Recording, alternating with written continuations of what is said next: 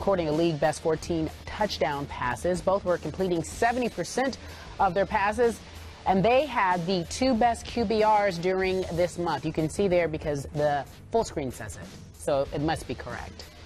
Here's the question. Based on what you've seen so far from our quote-unquote Mr. Octobers, who would you take right now? Tom Brady, Peyton Manning? Joining us is our NFL analyst, Darren Woodson. All the pressure is on him.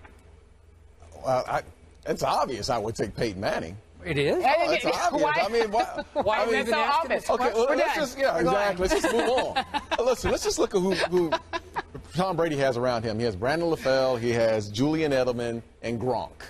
That's who he has around him, his talent. And he does a great job with that. What limited talent. He lost Stephen Ridley for the season. He's gone, so the running game is not that spectacular.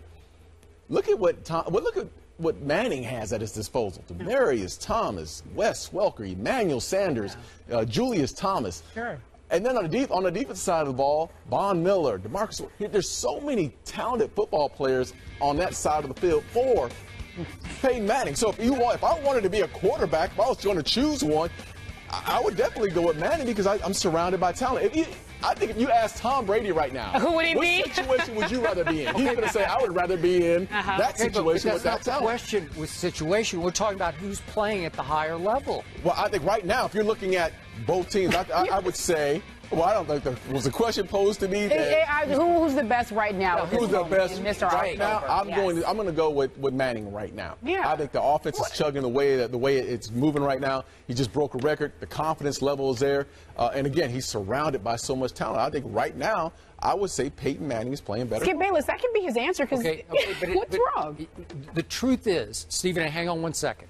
The truth is, you're really making a better case to take Tom Brady right now. As far as who's playing better because he has limited talent? Well, yeah, because they were left for dead on September 29th on Monday night at Kansas City, right? Yes. Right. Left for dead, 41-14 Chiefs, right? And everybody said, that's it, he's washed up. Belichick has done him such a disservice because he's surrounded him with a bunch of garbage, basically. And all of a sudden, the offensive line kept vacillating from shambles to revolving door at best. Stephen Ridley, your best back, as you point out, is gone. Then the leader of the defense, Gerard Mayo, is gone. And your go-to receiver is Julian Edelman, and you start to phase him out through those 4 weeks of October, and you start to phase in Brandon LaFell, and you ease Gronkowski back in because you're trying to protect him and hope he doesn't re-injure his 17 different things that are wrong with his body. And slowly but surely he begins to catch passes, leading to a crescendo last week against Chicago for both LaFell and Gronk. But it took all the way to Chicago to do that. Listen, I'm a Brady fan. I admit it. I watch every game. Exactly. But listen, his accuracy has been even beyond Peyton's over the last 4 games. This past Sunday, he goes 30 for 35 with 4 drops, albeit against the sorry Bears defense. I get that.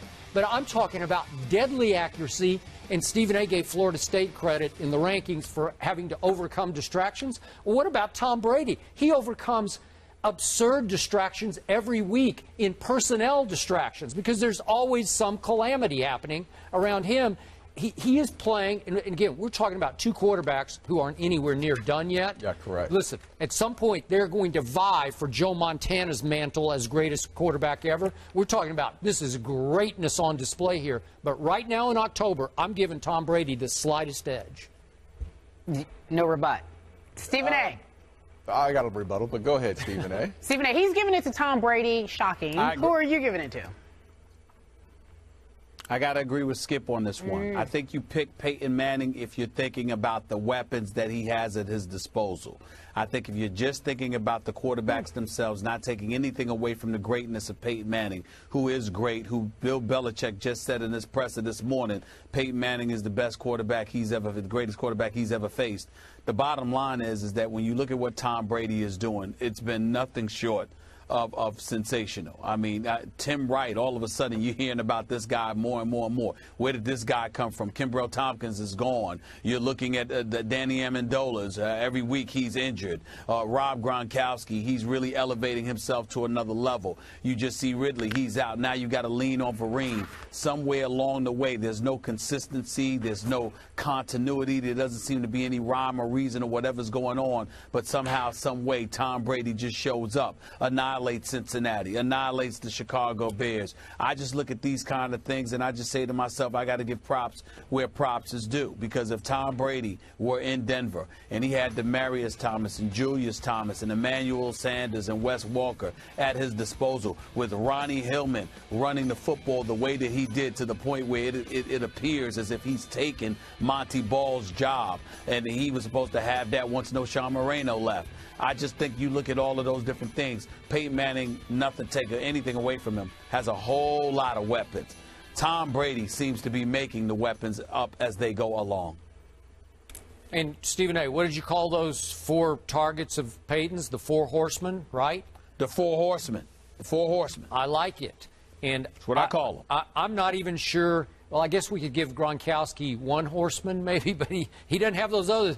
There's no Demaryius in New England. No. There's no Emmanuel, and there's definitely no Wes Welker. Mr. October is Peyton Manning for you, Darren. Why is that? Well, I just think that Peyton, because of what they've accomplished in the month of October. I mean, I know there's been this whole thing about him breaking the record, and he finally got that, and that's finally passed them.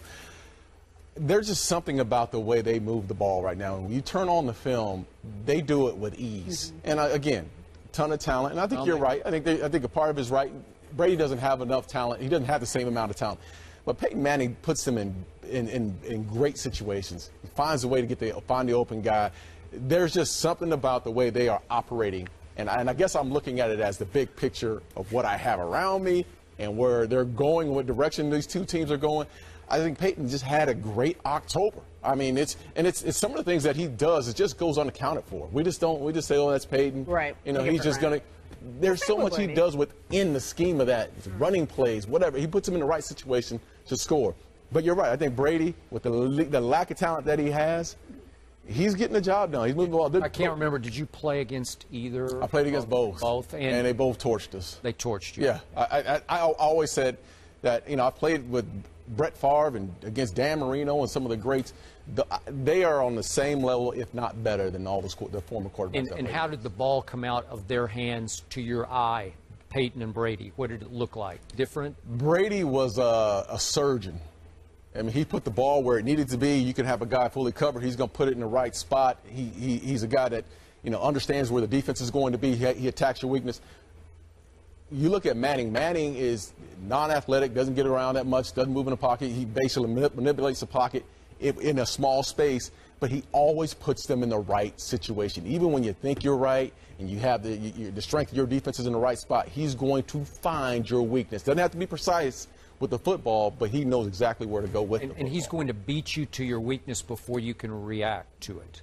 Great football player. Just one of the greats. Darren Woodson hanging out with us. He'll be back a little later on in the show. Coming up next, though, we're going to New York City where Stephen A. Smith is. D. Rose and the Bulls head to